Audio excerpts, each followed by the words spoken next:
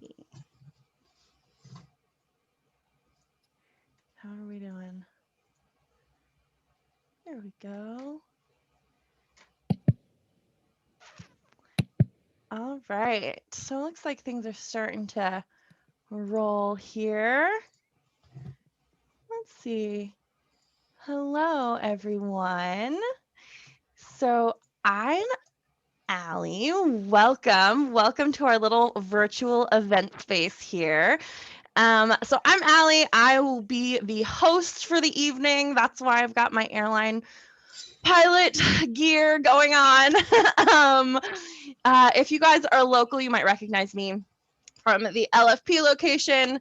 And I am so excited to be introducing Julia Ember and CB Lee here to discuss Julia's new book, Ruinsong. Before we get into the fun stuff, I just want to really quickly thank you guys all so much for tuning in and for buying books. Your guys' support really is what keeps us going, and we really love what we do. So if you guys also love what we do, we'd so appreciate it if you swing by and grab copies, or if you're not local, we do ship. Shipping is $3.50 for the first book, and then like $1 for every book you add on after that, and you get to support USPS too. So it's a nice little bonus. And I will be linking books in the chat, so you guys can go ahead and just click on over through there. While we are over on the website, I definitely recommend checking out some of our other upcoming events. We've got a really exciting roster going forward into 2021. And definitely sign up for the newsletter. It's like a one email a week. We're not going to spam you. It just sort of gives us a quick update over everything that's going on over the coming week. Books we have on hand, events that are coming up, signed copies that are going around, announcements, etc. Blog posts. Like, go check out the blog. It's really fun over there. And of course, you can follow us on social media. We are at Third Place Books pretty much everywhere, just for the quickest updates and recommendations as we head into the new year. Tonight I'm also super excited to talk about the YA subscription box. It's called Lit Reads. So every other month over this year, we will be choosing 2 new YA hardcover first editions that we are really excited about and send them your way. The books will be signed, and you'll also get a letter from staff talking about why we chose and love the book. There'll be a custom bookmark and like a surprise goodie. I think in the first one in January, they got a beanie with their place books on it. It was really cute. So this has been a really fun project for us to put together, and that we're really excited to share pics. I think the first one was last night at the Telegraph Club, which was so good. And the next one is going to be super good too. So definitely go and check that out while you're over on the website. And I think that's all my housekeeping. So we are here for about an hour. Towards the end, we're definitely taking questions. So if you have questions, which we definitely hope that you do, go ahead and throw them in the Q&A. There is also a chat button over here. Not for questions, but definitely for chatting. We want to hear from you. Let us know where you're from, how you found out about these books, just anything that comes to mind. We love to hear from you. And so without further ado, CB Lee is a Lambda Literary Award nominated author of the Sidekick Squad series, out now, Queer We Go Again, From a Certain Point of View, The Empire Strikes Back, and 7 Years at High Tide, among many others, which is so cool because she has a cool background to show them off. Lee's work has been featured in Teen Vogue, Wired Magazine, Hypable, Tor's Best of Fantasy and Sci-Fi, and the American Library Association's Rainbow List.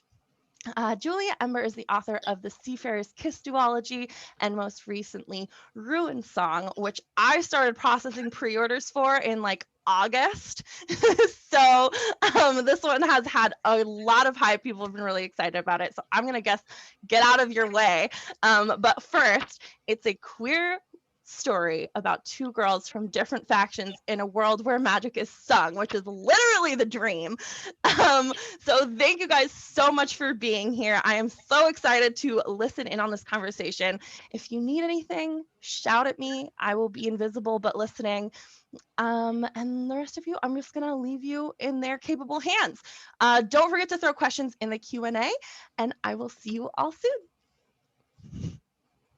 Thank you so much, Ellie and Third Place Books for hosting us. Hi, everyone. Thank you so much for joining us tonight. We're so excited that y'all could be here to celebrate Ruinsong. Oh my gosh.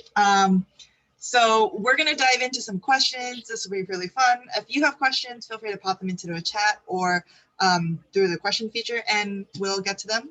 And in the meantime, Julia, let's just dive right in. So Ruinsong is a retelling. And can you tell me what elements of a story in general do you think are the most important for a retelling? Like what makes it? What are the parts of the story that speak to you the most? Yeah, so, I'm not a believer that retellings have to follow the original story exactly. I think that you can meld versions, you can use the original tale as a starting point, or you can try to be a little bit more faithful. Certainly my first retelling, which was The Seafarer's Kiss, was a hybrid of many versions. Some parts Hans Christian Andersen's Little Mermaid, other parts Disney, some parts old storybooks I read as a child. I've read in the past like great retellings that are super faithful to the original, and others where the original is kind of more of a background. With Ruinsong, I think Phantom of the Opera, it's a little bit more of a loose retelling than things that I've done before. But what I did keep were core themes and character traits. So the idea of music having power, I wanted to use the childhood friends meeting again as relative strangers who slowly fall in love despite the objections of a tyrant. I used some of the setting of the original. So Ruinsong is a second world fantasy, but there are a lot of 19th century Parisian analogs in it. I would also say that Cadence shares a lot of traits with the original protagonist of the Phantom of the Opera, Christine. They're both exceptionally musically talented, but also really shy, really unsure of themselves and what their position's going to be, and a little bit complicit in like the horrors that are going on around them, not through malice, but just through a lack of bravery. Whereas Remy, who is quite similar to Raoul in the Phantom of the Opera, is brave, brave to the point of being a bit brash, loyal probably to a fault, and has a tendency to oversimplify things. I would say, as I said, like Ruinsong is not super faithful to the story of the Phantom of the Opera, but I think there are the elements that are there. It's great. Can you tell me a little bit about the magic system? It's tied to music and song, which you jumped into a little bit, but I'd love to hear more about like what inspired you. And, you spoke a little bit about like giving music power. Like, what does that mean to you? Yeah, so the magic in Ruinsong is gifted by the goddess Adela, who in their world is the patron of both spring and the arts. The mages believe that Adela only grants power to those who appeal to her artistic sensibilities. So their whole culture has kind of evolved so that they sing their spells and they have like a whole performance ritual wrapped up in the magic. Different mages in this world also have different affinities. So like ability to control different things. Some of them can control living matter, which is what the protagonist Cadence is able to do. So she has power over both animals and plants, though in the book, animals including humans, and in the book, you learn that she is more practiced with controlling humans than she is with plants. But other mages in the world can also control the weather, they can control the elements, they can conjure things. And the magic system in the world is really tied to the political system. The mages are almost like their own class within the kingdom, or the queendom in this case. Yeah.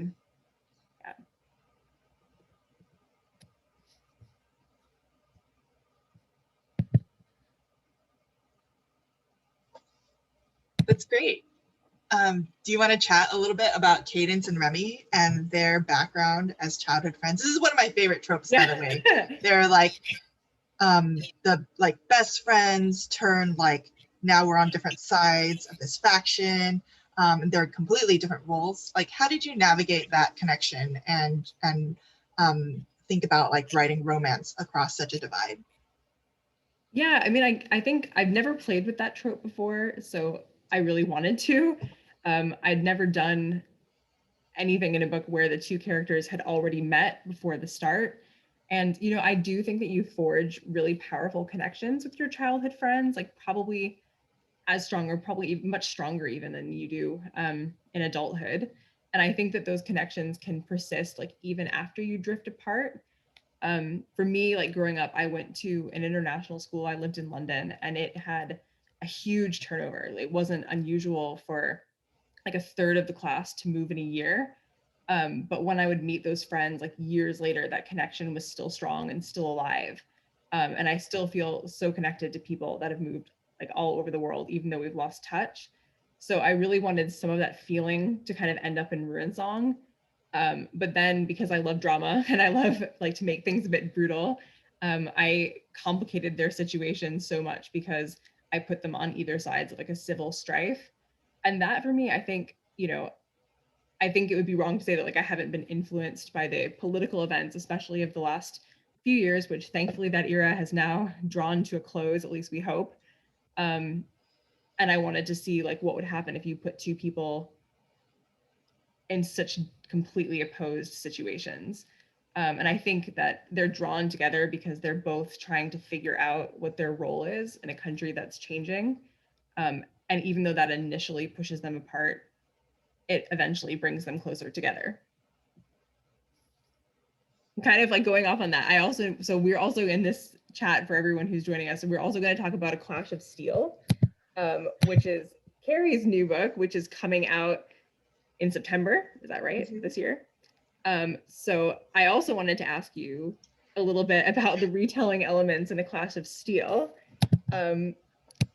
How did you, well, I guess first, so A Clash of Steel is your fifth novel, but it's your first retelling, and it's a remix of Treasure Island for everyone who hasn't heard of it, and I'm really excited to read it. For you, what was different about plotting a retelling versus some of your other work?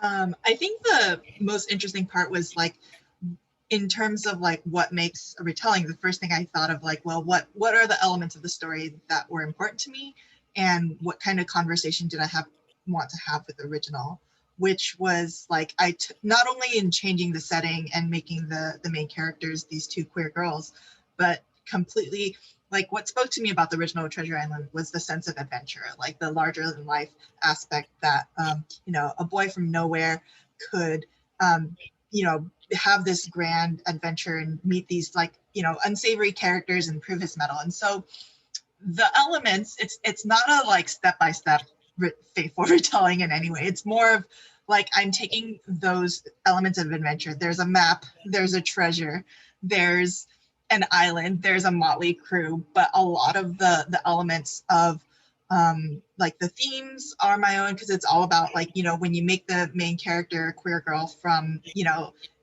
19th century like China, it's radically different, because her journey is about like defining her own place in society, and what this treasure would mean to her if she got it.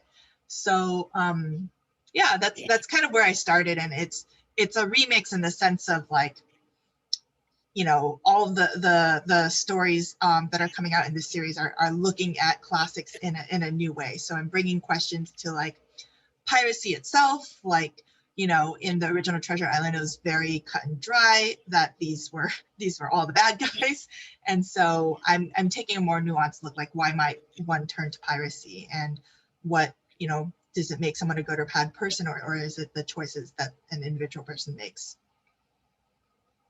It sounds amazing. Like I really just can't even wait to read that later this year, although maybe it could appear in my inbox before then. I'm not hinting, but I am at the same time. in addition to being a retelling, A Clash of Steel is also a historical novel. Can you tell us like a little bit about the legendary pirate which inspired you, and like what drew you to that story? Sure. So I'm really drawn to, like, many people have heard of Blackbeard. Many people have heard of like a lot of like pirate characters who've captured our imaginations. But the most successful pirate in known history was Qingshi, who was a pirate queen. She commanded over like 80,000 troops, had like 1,200 vessels at the height of her power, and literally was one of the few people who like negotiated with multiple governments, and was actually, she lived to, like, she died of old age. She you know, had her pirate army, and she amassed hordes of wealth, and then when like kind of the age of piracy was crumbling around her, she negotiated all, like, the governments wanted her to, like, they were like, oh, actually we're going to pardon all of you, but you're going to have to give up your ships, and we're tired of being humiliated at, like, you know, by the pirates controlling the seas. So she was like, okay, I will stop pirating in name, but I'm gonna keep my ships, and you're gonna give like my husband and all the people I like titles in your navy. And then she went and opened up like a gambling house, and then continued to smuggle with her ships, and just continued to be badass until she died of old age. So she's such a like icon that, but I feel like, you know, she's not as well known as like many other pirates in Western literature. So I really took that inspiration. And so her treasure is the one that the girls are searching for in A Clash of Steel. So it's the legend of you know, the Red Banner fleet, and this massive treasure, the plunder of 1,000 ports. Sounds amazing.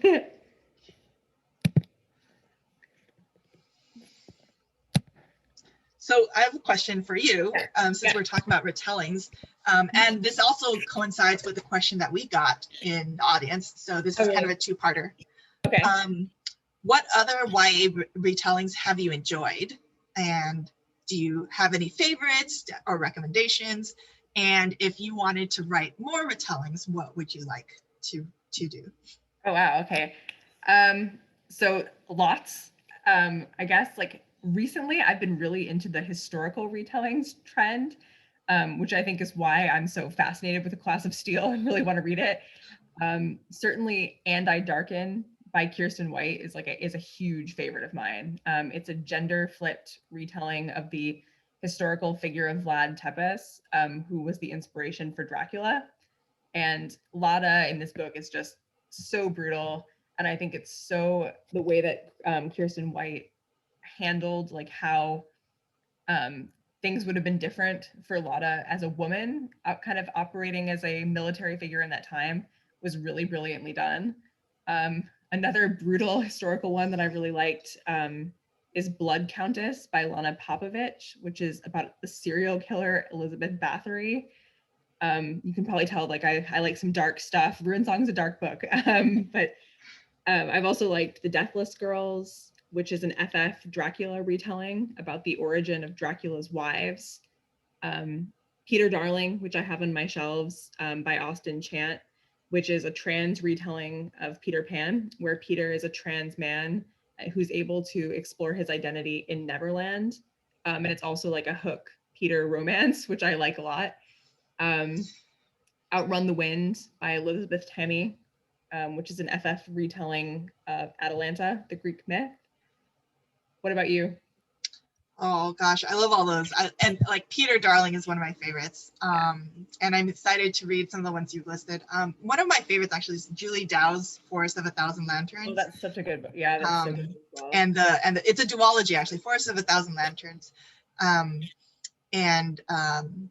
It's so beautifully done because it takes elements that you kind of know. It's a retelling kind of Snow White, but it's set in like an Asian inspired fantasy world that's very rich and lush, and it feels like there's so much political intrigue, and Julie does such a great job crafting like all the details and the magic. And there's elements of it where, so the first book is told from like the evil queen's perspective, and then the second book is told from the princess's perspective. Yes, it's it's this perfect, like it comes full circle. Like there's an apple and a dwarf and a story and a legend, and there's this like the first is about like the queen's rise to power, and then the second is about this princess like also rising to power, but in her own, like navigating her own destiny in her way. And it's such a beautiful remix. And Peter Darling is also fantastic. A Blade So Black by Elle McKinney. It's an amazing like Alice in Wonderland remix. And I feel like we could talk for hours and hours about remixes. Bethany Morrow has is part of the same series that A Clash of Steel is in as So Many Beginnings, which is a Little Woman remix that's centered on a Black family that I'm super excited about. And that's also coming out in September. So I hope that you all are pre-ordering that as well. And yeah, the next part of the question was from the audience. Thank you, Sarah, for this amazing questions, which was for Julia, if you were to write any more retellings, what story would you want to work with most? Oh, I mean, the one that always jumps to my mind is the Count of Monte Cristo, just because like it's such a I don't know, there's so much schadenfreude that happens in that book, which is like an emotion that I always I feel probably more often than I should, and definitely more often than I should admit to. But I definitely think there's something like really satisfying about that story. You know, how like he's able to like not only get revenge, but like also come out the other side of the revenge as like a changed character himself, where he realizes like he's gotten everything he always wanted, and that like he doesn't actually have to like continue falling into this like deep pit of like festering ugly emotions. So definitely that one.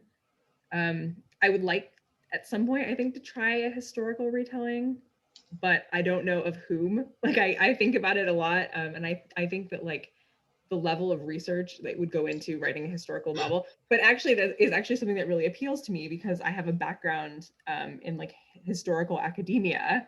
And so like the idea of like spending that amount of time like getting the details of a world to be that intricately done actually really appeals to me. I just think it would take me 5 years to write that book because I would be so obsessed with like all the kind of minutia.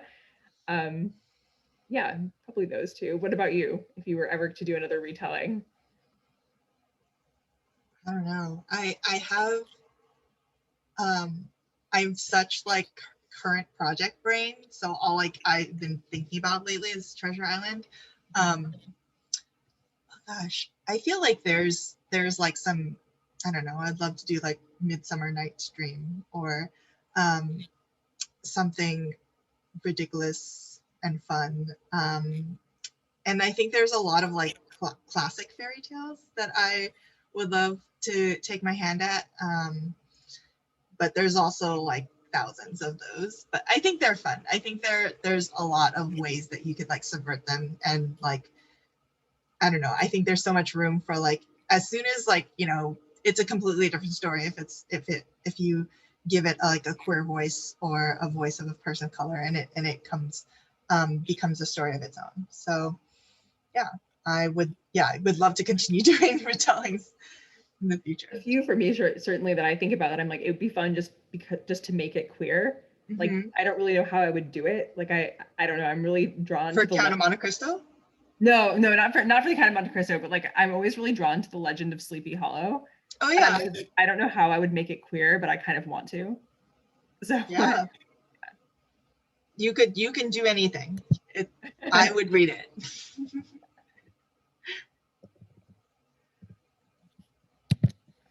So do you want to talk about craft? We can move on and talk about a little bit about writing. Let's talk about craft. So tell me about like, what is the most important to you thematically, and how has it changed from like, because Seafarer's Kiss, that duology is really different from Ruinsong, but I can feel like there's like a very like Julia Ember voice that resonates throughout all your work. So what do you feel like says, like, what do you think is like constant for you, and how does that, and what also changed from writing that duology to writing Ruinsong? Yeah, I mean, I think the theme that definitely crops up again and again for me is like the importance of finding your voice. I think in Seafarer's Kiss, like that definitely comes out. You know, we have the villain who's stealing voices and the protagonist who has to do everything to get hers back and to like assert herself in a very dystopian society.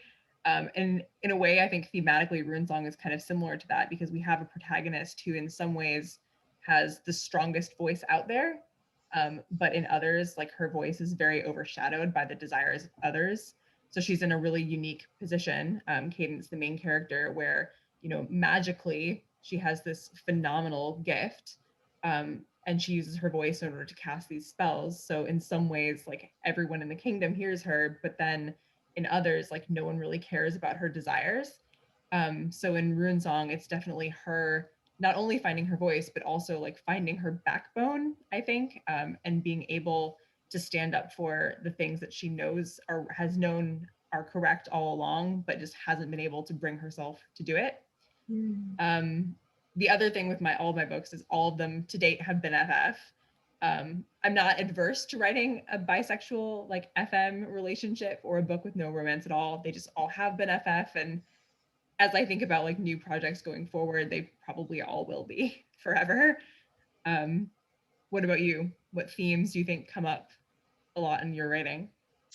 I feel like the theme of like the idea that you have to prove yourself, or that society asks you or expects of you to be a certain way, or puts on I feel like expectation is a huge theme in all of my works, like from the Sidekick Squad to Minecraft to A Clash of Steel, because all of my characters kind of deal with like that weight on their shoulders, and they all handle it in different ways. But I feel like that's probably a very prominent theme that comes out, and just like the theme of like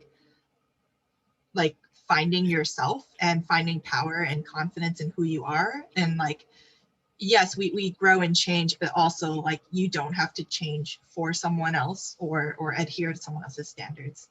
Yeah, I feel like that's important. Also, I think found family is a huge theme in all of my works, and you see that a lot in Sidekick Squad, because there's such a great group of like chosen family and people who are important to each other but aren't necessarily related by blood. And you know, you have these bonds that are incredibly important. And I think it's such a like a long-lasting thing that I find in a lot of queer books too, like that it's because it's so important to us as people. So yeah, you'll definitely see it in A Clash of Steel, because there's like the legacy of blood family versus like the importance of chosen family it comes up a lot. How has your writing process changed from book to book? Like, and especially for you now that you're fine. Like, I think Clash of Steel, I'm right in saying it's like is your 5th book, right? Like you've had a lot of process to go through. So how has it changed, like from the beginning to now? I feel like every book I write, I'm still surprised, because there's a point in time where I'm like, oh, this is terrible. Everything is terrible. Why am I a writer? I hate this. But I also love it at the same time, because there's that part when you're like in the muck, right? And you're drafting and you're just like, I don't know what I'm doing, but I also have a clear idea of what I'm doing, but I don't. But I'm like in that discovery phase. So when I'm in that discovery phase, there's a lot of like, it does not look like a book. It looks like a jumble of like random chapters and half-formed fragments. And like with the Sidekick Squad, I got better at like learning to outline and like finding those key structural moments. And so my process, I think I've kind of refined it, but I've also learned to be more accepting of my like very scatterbrained, weird process, because there's going to be like I just have to accept that like there's going to be months where it doesn't feel like a story yet, and where I'm still figuring out what I want to do and who these people are. And then as I get into like the like first rewrite, then it starts to feel like a story. And then I start to like hit the ground running and feel like there's always a turning point in my process, which is really exciting when I get there, because it goes from like, oh, I don't know what to do. Oh no, I know exactly what I'm doing and where I'm going with it. And it's at that part whether I've got the outline like not the outline has stopped changing at that point. Like maybe it changes a little down the line, but I guess my process hasn't changed much. Like I don't write chronologically. I write I do like a general roadmap, whereas for me, it's not about outlining, it's about like picking out the destinations, like the key emotional beats or key scenes that come to me when that I feel like will be important structurally. And then from there, kind of fleshing out like the things, how do I get from place to place? So the process has not so much changed, but I've become more confident in it. And like, I'm just like trying to trust myself. But like, oh, it doesn't look like a book now, but it will. What about you? Do you think like your craft or your style has changed from your works at all? Well, so like if you'd asked me the same question like 3 or 4 months ago, I would have been like, yes, I have changed from a pantser to a plotter, and now I can't go back. But I'm actually reversing my thoughts on this. So for a really long time, well, certainly before I wrote The Seafarer's Kiss, like I was very much a pantser, and I just sort of would like kind of dive in. I usually had an idea of like 3 or 4 scenes, and then I would just like try to piece them together and then have to really like rigorously revise that afterwards. Like especially with Seafarer's Kiss, like it was the first draft was like 15,000 words long. It was so short. Like I had to kind of like add so much stuff and like replot and all this, but I kind of pants my way through. And then when I came to write the sequel, I was like, I have to change this whole process. Like I can't pants the sequel. The publisher needs to know what's happening so that they can even agree to it. So I had to write an outline, and then I stuck to that pretty rigorously. And then I wrote another book off an outline, which was not Ruinsong. But then when I wrote Ruinsong, I also wrote it off an outline. So I had sort of decided, okay, like outlining is my process now, and this is what I'm doing, and I have evolved, and I'm no longer a pantser. And even like some of the projects I was working on last year, I was like outlining them pretty much to death. Like I was doing like 20,000 word outlines. It was ridiculous. It was basically a draft. But then I started working on the project that I'm working on now, and I had like a book-sized outline. And then as I started writing it, it just wasn't working at all. And I was getting so frustrated because I think I wrote 4 times like the opening 3 or 4 chapters, and each time I was like, this is just awful.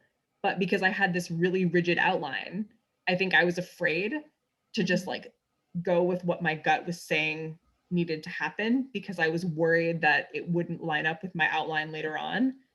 And then like everything would be ruined and it wouldn't work. Then I got a free write, and now I'm just trying to pants it. Yeah. And it's actually working way better.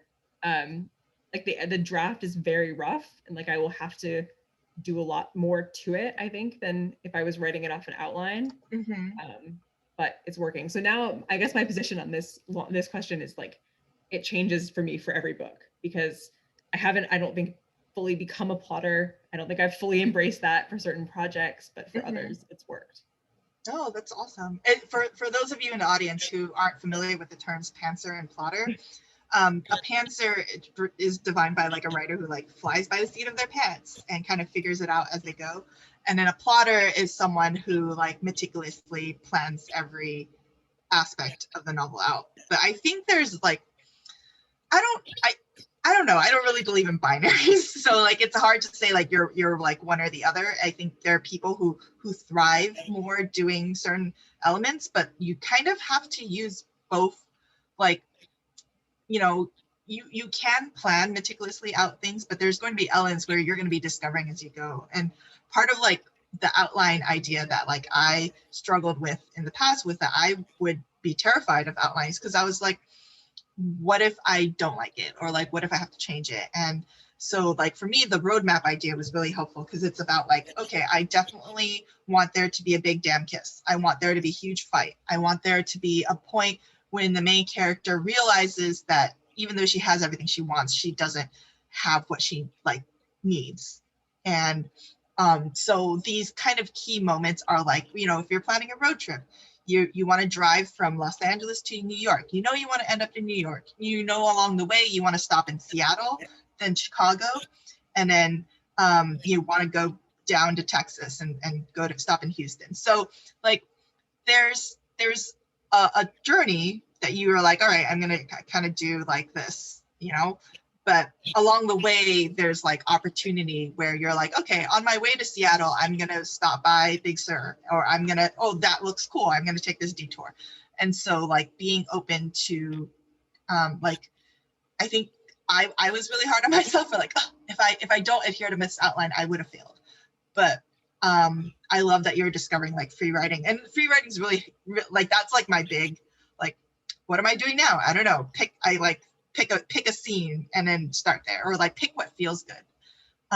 Like kind of like the turning point in A Clash of Steel for me was that like I got really bogged down in doing research and getting the historical details right, and I was trying to make the story flow. And there was a point like in the first stages of the draft where it didn't feel like, it felt like I was going through the motions of like, this is the plot, this is what we have to do to get from point A to point B. And I was like, where's the heart of the story? Like, what is the heart? And I thought about it. I was like, all right, the heart of the story is it is a gay disaster story. And what speaks to me right now? And I wrote a scene where the main character gets like a sword fighting lesson from her crush. And so they're like fighting and crossing swords, and it's very like flirty and charged, and it is a lot of fun. And I was like, great, this is it. This is the vibe that I want for the entire book. This is like the heart of like, you know, her figuring out who she is, and you know, swordplay disguised as flirting, or flirting disguised as swordplay. So yeah, there's a lot of different. I don't think there's like a wrong way for you to have a process for writing. I have another great question from the audience. What is the biggest change you've ever made from an early to a final draft? Julia? Ooh, biggest change.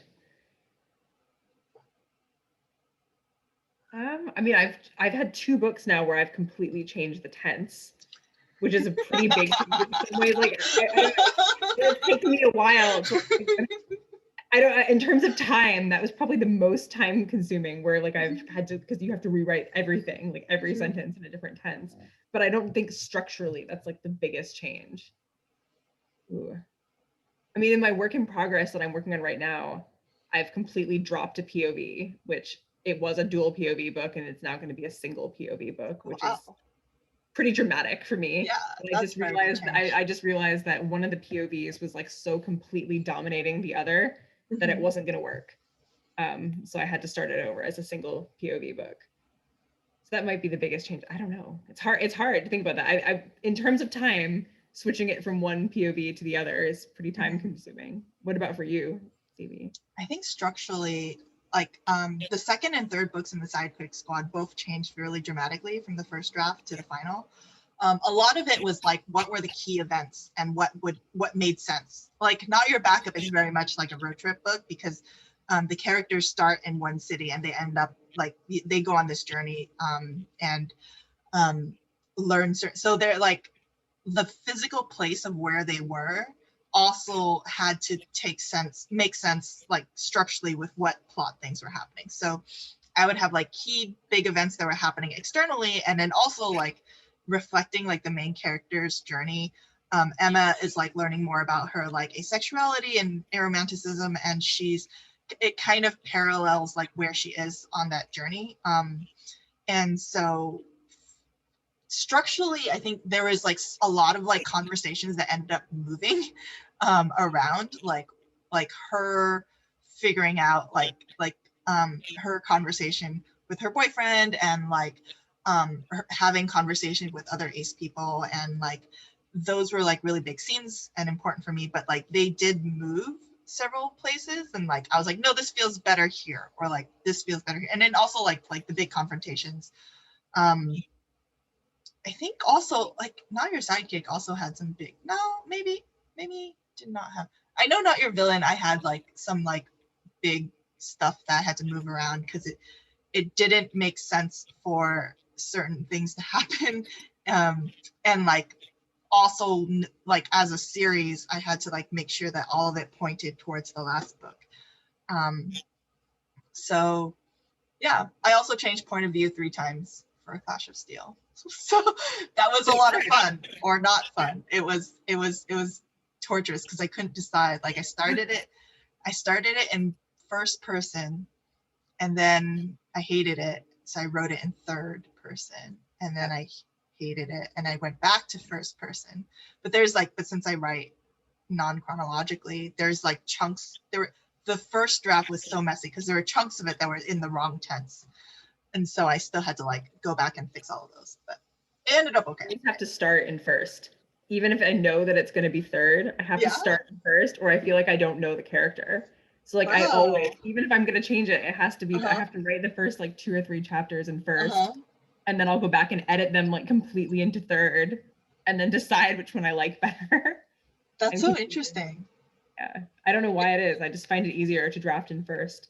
Yeah, it's interesting because like the Clash of Steel was the first full novel that I wrote in first person, because all my others, everything else that I've written has been in third, even though it's like the Psyche Squad is like close third point of view because it focuses on one perspective. It is still third person, so you're like a little removed. So like first person felt like super daunting because you're like I, and you're like, oh, this is a lot. But it actually was a very interesting writing exercise. I would like to at some point try to write in second person, but I think that would be really hard. Yes. I think there's thriller or something. If you wrote like a thriller or something really dark and psychological, I think second could be really good. Yeah. There's have you read The Night Circus? Yes. Yeah. Yes. I love that book. I think it handles different point of views so well because it encompasses multiple points of view, and including a section in second, which was absolutely gorgeous. Harrow the Ninth also does second for certain parts of it, and then you have to kind of work out why as you're reading, and good. It introduces a lot of mystery. Yeah, it's fun. I think it would be really good for like an unreliable narrator. Yes. Or like because you're like, well, who's telling me the story, and who am I meant to be? I think that's the most interesting question. The second person is, it's like, who is the you actually meant to be? Is this like a letter? Are you aware of a reader, or is it like or in the case of a thriller, is it like one of your murder victims? Like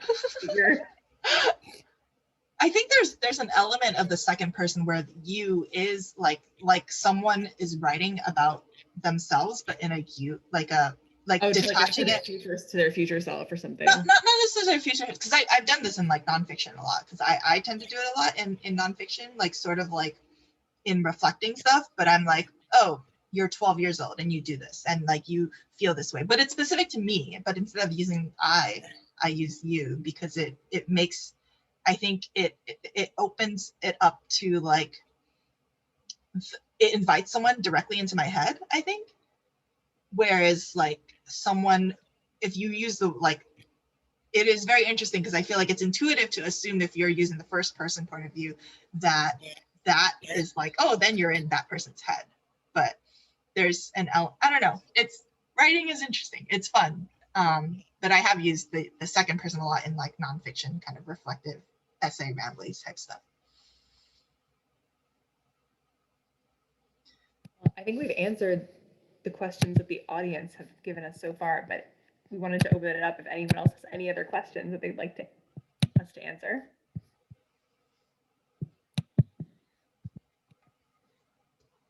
Otherwise, we can just keep chatting.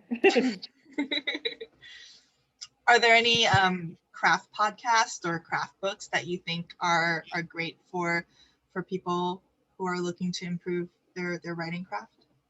Yeah, I mean, I love Deadline City with Danielle Clayton and Zoraida Cordova. It's really good, and they not only kind of handle craft questions, but I think they also handle a lot of questions that like authors that are even a couple of books in have, or like feelings that they have about like navigating the publishing space. So I think that's really good. I also really like Alexa Dunn's YouTube channel, and she does all kinds of different things. She does some craft, she does some just again like navigating publishing space, some like reader review kind of posts. Both of those for sure. I also really like Save the Cat Writes a Novel as a craft book. It's a great book. Yeah, I use kind of like the Save the Cat structure when I do outlines, because I like that like breakbeat down a lot. It's originally for like feature film screenplays, but I think the like the 3-act structure really lends itself well to like novel building. We have another question from the audience. Favorite book you've read in the last year? Wow, that's such a difficult question. Oh.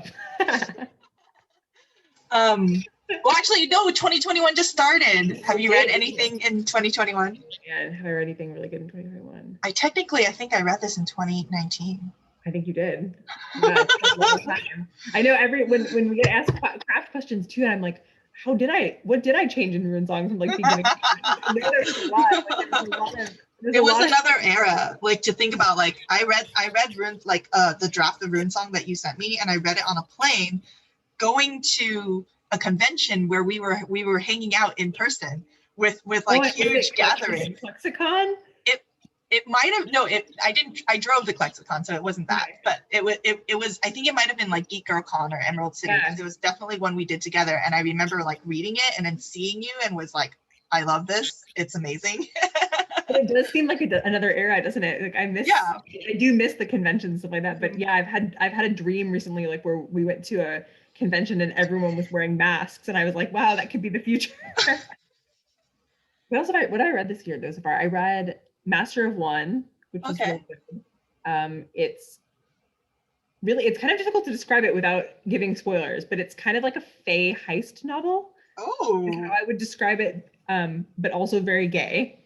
Oh, I love heists. I love gays. That sounds amazing. Yeah, you love heists. If you love heists and you love gays, and you love like kind of like fantasy sports and puzzles, you probably love Master of One. Okay. I'm gonna swivel around to look at my bookshelf because that will help me remember what I've read recently that I really like. Cemetery Boys, but I read that last year. I read that also in 2019. It's funny because I was like so excited about it, but it didn't come out to 2020. So I was like screaming about it, and then like nobody knew what I was talking about, which was fine. But I was like, Cadence is amazing. Everyone has to read this. It's so good. And then like 2020, like everyone was like, yes, it's amazing. And I'm like, exactly. So then I had like thousands of people to scream about it with, which was spectacular. I also loved Beyond the Ruby Veil. Again, that was a 2020 book, but I haven't actually read that much yet in 2021 because we're like 25 days in. Yeah. A book that just came out last night at the Telegraph Club by Melinda Lowe, which I think Ali mentioned is part of their upcoming events or is part of their subscription box, I think. Oh, great. Yes. Yeah. It's set in like the 1950s during the Red Scare, and it's like about like a young lesbian coming of age story. And it's absolutely like Melinda's writing, like if you haven't read like Ash or Adaptation or like A Line in the Dark, they're all so good. She has such a great lush, like getting you in the moment. And like, I don't know, Ash was one of the very first queer books that I read. So like all of her work is really important to me, and I'm really excited for this historical. I really feel like Ash was like the foundation queer YA retelling. Yeah, it was. It's more than 10 years ago now. Only one. Yeah, it was. It was from another era because it was such a time, because like YA 10 years ago versus YA now is like everything that came before us like opened the door to what, like I don't think I would have been here if it wasn't for Melinda. And like there's so many books that are coming out, like just looking at what's announcing for the next year, I'm just like, this is incredible, like all of these books that are coming up. Does anyone have any other questions?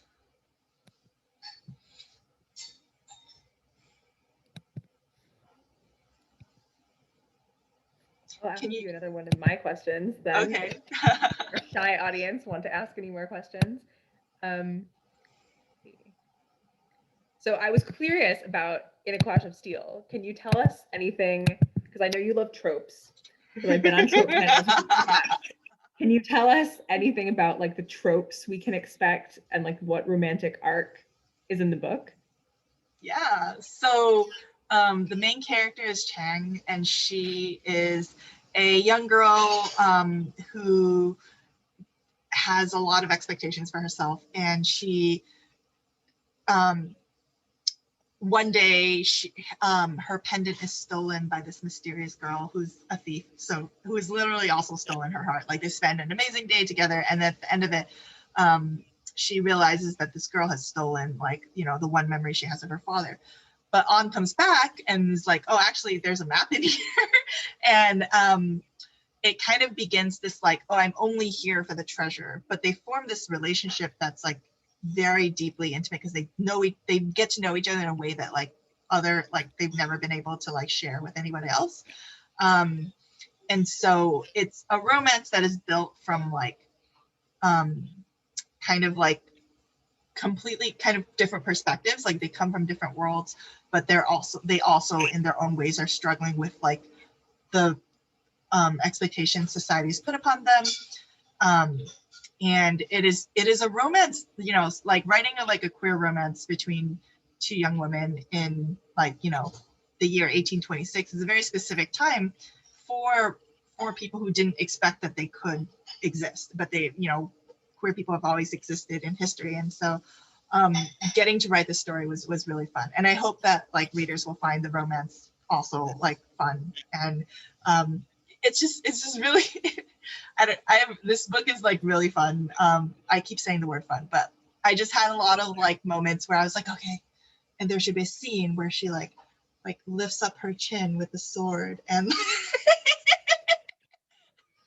I almost feel like I want to give you like a writing challenge in your like your next book, which is like how many romance tropes could you like cram into one book? Because I know how much you love them, and like you're also really good at like, I don't know, like all of your books, like if I were to like describe them in like AO3 kind of language, like I would be able to do it and like go down, like list all the tropes, and I think people would like immediately be drawn to them. How many tropes do you think you could put into one book? well, there's like Yeah. like mutual pining, perceived unrecruited love, there's only one bed. That's a personal favorite of mine. There's only one bed.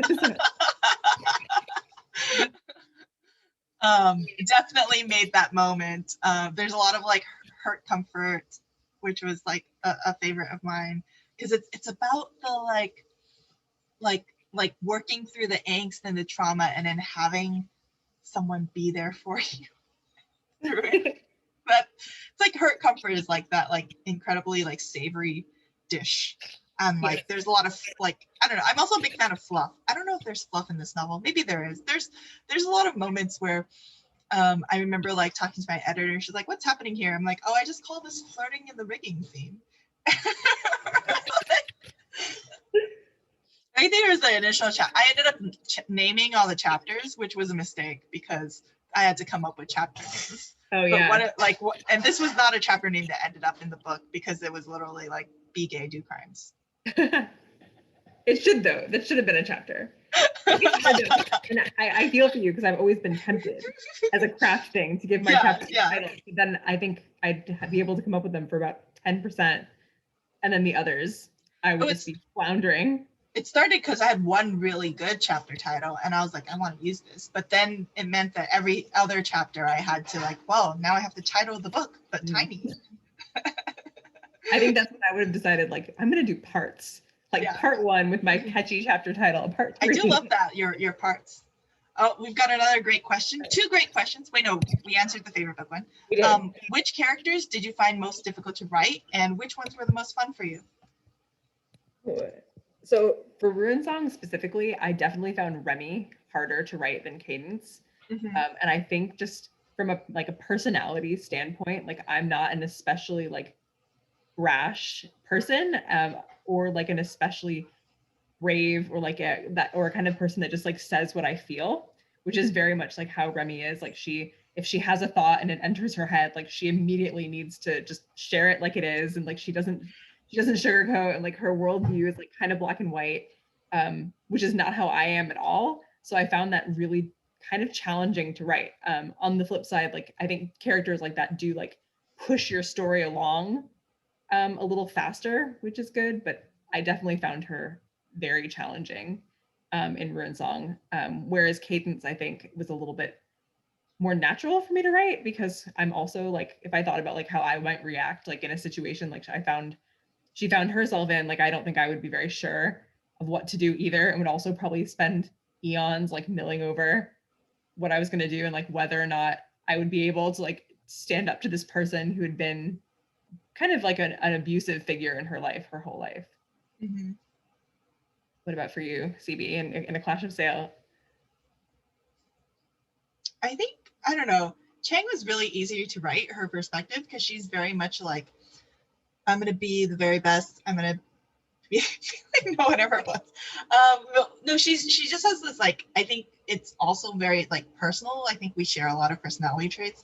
But I did find it really fun to write the pirate queen character. I actually have a whole prologue that didn't end up in the final draft that I loved, because it's just her being ruthless and like merciless, and like originally it was like, it's like setting up like where she like buries the treasure and like leaves her like ex-lover for dead, and because he betrayed her, and so writing that scene, and it's a lot of fun to like write her like her throughout this novel specifically, because she's so cold-hearted, but she has her own motivations and like her own, like, I don't know, maybe this will play into another future work where I get to write like an evil queen type character who gets like a main perspective.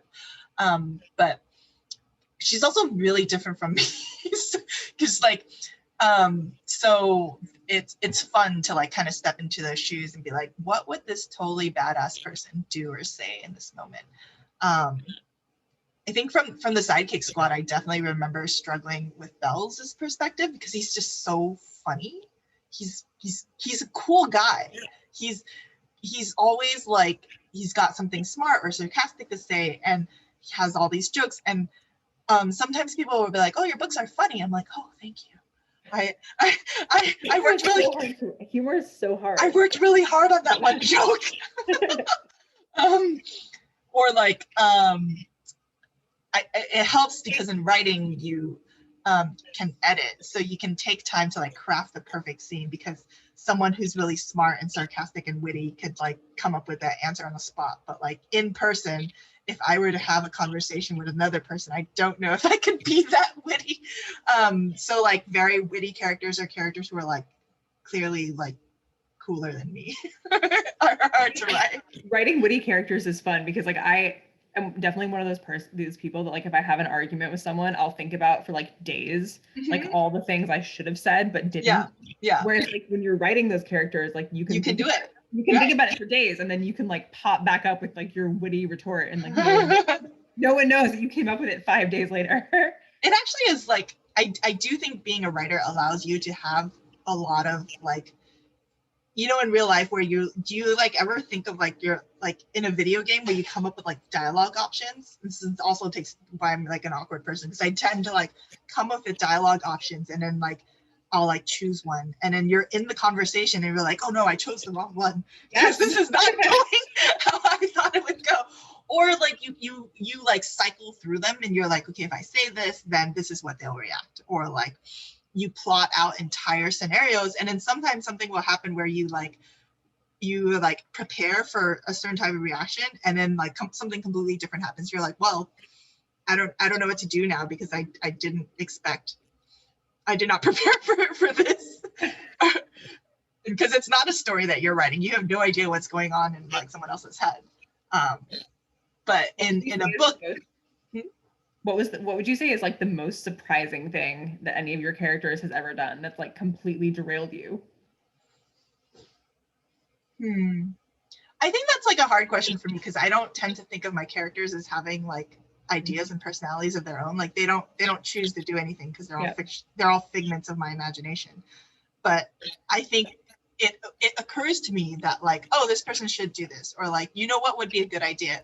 What would happen if they did this instead? Or like, if like this betrayal happened, like why would they do that? And so I do get surprises where an idea doesn't occur to me until much later, and I'm like, oh, actually that's kind of perfect.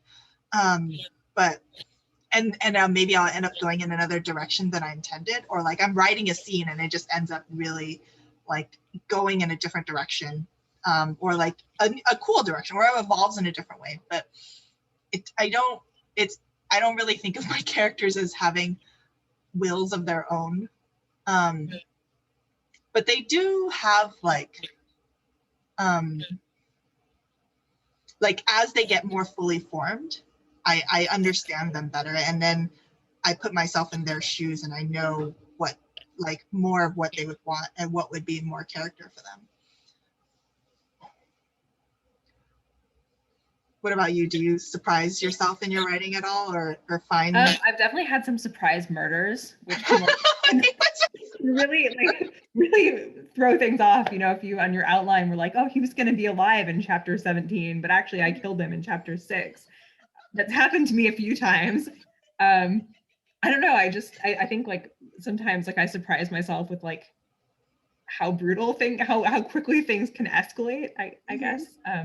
The murder is probably the most disruptive one because then the person can't really come back unless I decide to write a zombie story. I've had like, surprise fights happen to me a lot with my characters, like where I'll think like, okay, in chapter like 16 or 15 is when they're going to have like their first kiss scene. And then I'll be writing it instead. And like they actually have an argument instead of a kiss. And then that kind of derails me a little bit, but the murder is probably the most disruptive. Surprise murder. That's great. I think there are times like I do end up writing things that I did not like. If I'm feeling a particular emotion, it'll come out. Like if there's like bitterness or anger or sadness or just like I'm really down about something, it'll come out in whatever scene I'm writing. But it kind of depends. And sometimes it's useful and sometimes it's not. Hi, Allie. Hi. Sorry, I'm flashing in and out there. I didn't want to interrupt. And I'm loving this conversation so much, you guys. Is there any last thoughts? Is there anything we can look forward to next from you, Julia? Well, I guess Ruinsong is definitely coming out in Spanish next year, which is really exciting for me because I've never had a translation before, so I'm really excited about that. Congratulations! That's exciting. What else is coming? Well, I have 2 like secret work in progresses, which hopefully like we will know more about soon. But 2020 has not been my most productive writing year, so hopefully 2021 will be better. What about for you, other than Clash of Steel, which of course is coming in September? Yeah, A Clash of Steel you can pre-order from Third Place Books. Allie has popped the link into the chat along with the links of all these other amazing books that we talked about. So if you wanted to support this amazing bookstore, you should definitely give them an order. Yeah, A Clash of Steel is coming out on September the 7th. I also had Star Wars Empire Strikes Back, Certain Point of View come out not too long ago. It still feels pretty recent. That was a lot of fun. I also wrote a very gay story for that called A Good Kiss. And yeah, upcoming for me, you can look forward to A Clash of Steel and then Not Your Hero, which will be out in 2022. Yes. Wonderful. Thank you guys so much for being here. Thank you so much for having us. Thank you for having us. This was so much fun. I'm glad this all worked out with that reschedule. It kind of was looking a little crazy there for a second.